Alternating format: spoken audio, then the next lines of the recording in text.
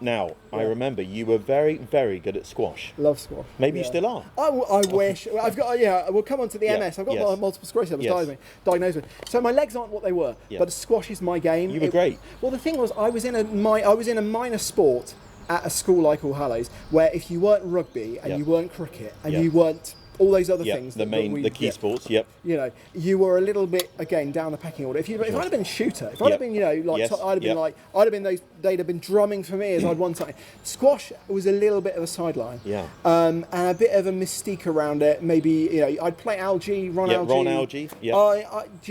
Ron, I have a lot of time for. We played a lot, and Mr. Thomas, luckily, who maybe a few people. Mr. Thomas, was he that really strict disciplinarian? Came from Millfield, right, and very sporty. Yes, and he was the one that held it. We had a big meeting in the library one day, and he just tore into everybody.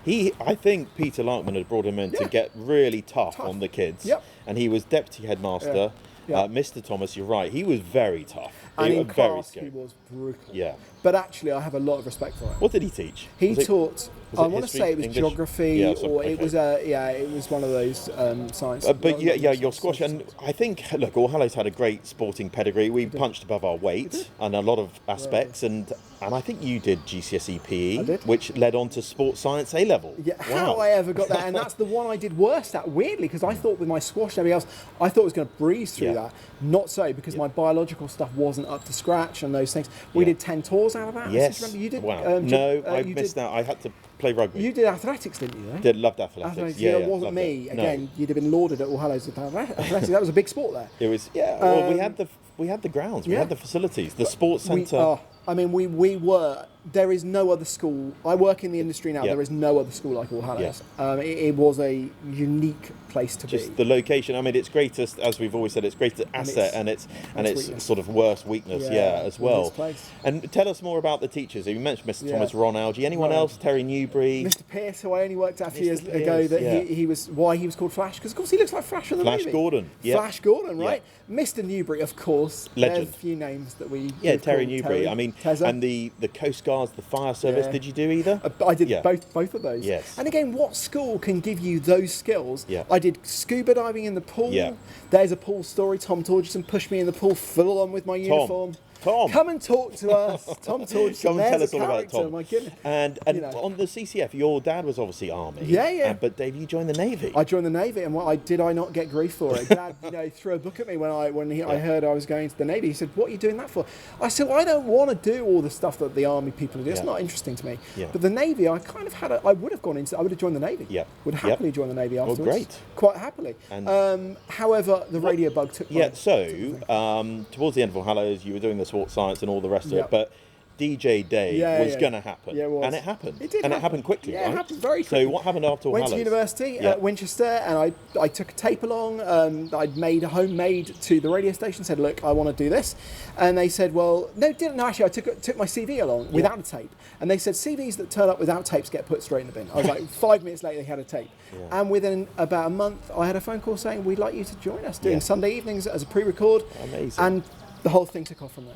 And what? Okay, so you did that for what? 20 years. 20 years. And pick out some of the great memories. Meeting people, interviewing people. Again, that's where the OH thing came from. I love talking to people about their stories. Some of the people I met, DJs I knew, got to know. One of my, I guess, childhood heroes in terms of radio presenting was my boss for years, Bruno Brooks. Yes, wow. I met and all these wonderful people who I'd aspired to be, and was lucky enough to work with them and learn from them. So amazing. And which radio stations? So I worked locally, mostly locally, commercially. Spire FM, Bath FM, South City FM in Southampton, Win FM. All those. Then I moved to what was Bruno Brooks's company, which was called Storm. Right. And we did internet radio, and we did radio stations for HSBC, IKEA, Spa, Game. I used to do a in-store show across the UK on a Saturday afternoon.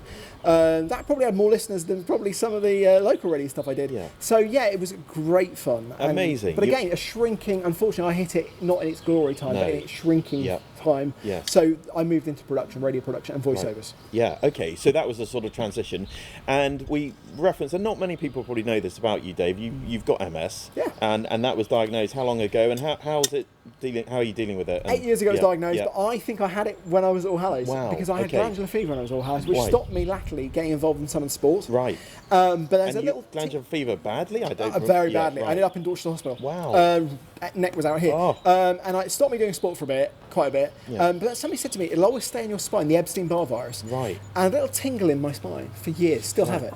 And ever since then, I was always convinced when I was diagnosed that was something to do with it. Because when I have a bad day with MS, this little tingle would get worse. Wow. And ever since then, the consultants, when I first was diagnosed, they said, nonsense, all rubbish. Okay. Nowadays, I've been sitting in a room of people who've got MS, and they all said they had glandular fever. Well, I think you know your body, right? Yeah, and you know what's going on. The doctor does it. Okay, but so how's it impacted life? It impacts I walk around like a penguin sometimes. Yeah. I can't run as much anymore.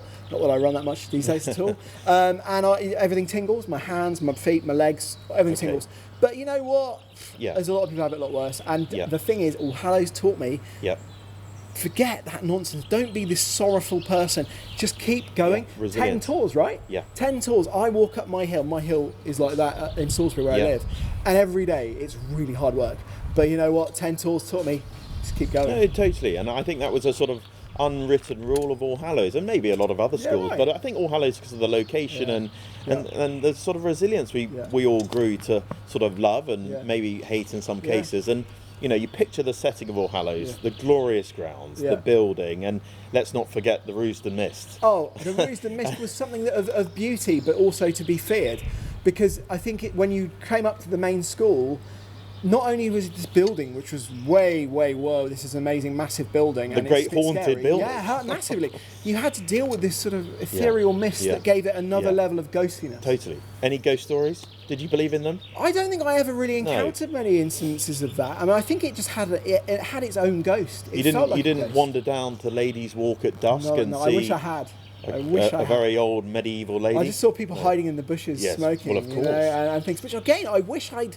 The one, I think, thing I take away from Allhallows, I wish I got more involved in every part of the life. What, smoking? Everything. I think I'd have explored every part of the life, because I don't think, as a day pupil, I ran home. Yeah. That was a safe space. Yeah. Well, and I think if I hadn't, I'd have got involved with some really interesting, fun things. Well, I think every bush and every copse on Allhallows land was full of sacred teenagers smoking, drinking, and other things, and doing what teenagers do, which is part of what made Allhallows the great learning space that it was. And Dave, I mean, fascinating on DJ Dave, and then obviously onto the productions, and then I think we got back in touch after a ridiculous 20-year hiatus. We did. Forest Sandal Manor. Yes, of course, which is where you ended up. And I'd always stayed in touch with you because I'd come to some of the OH dues in the early 2000s and saw everybody, which was lovely. And then years later, it was work, wasn't really fitting with Thursday nights and things like that. And then it was wonderful to meet up with you at school at FSM, Forest Sandal Manor. And you said at that point, just before that, would you like to join? Yes. And every time the magazine dropped through the post, I'd be like, I love what this is about.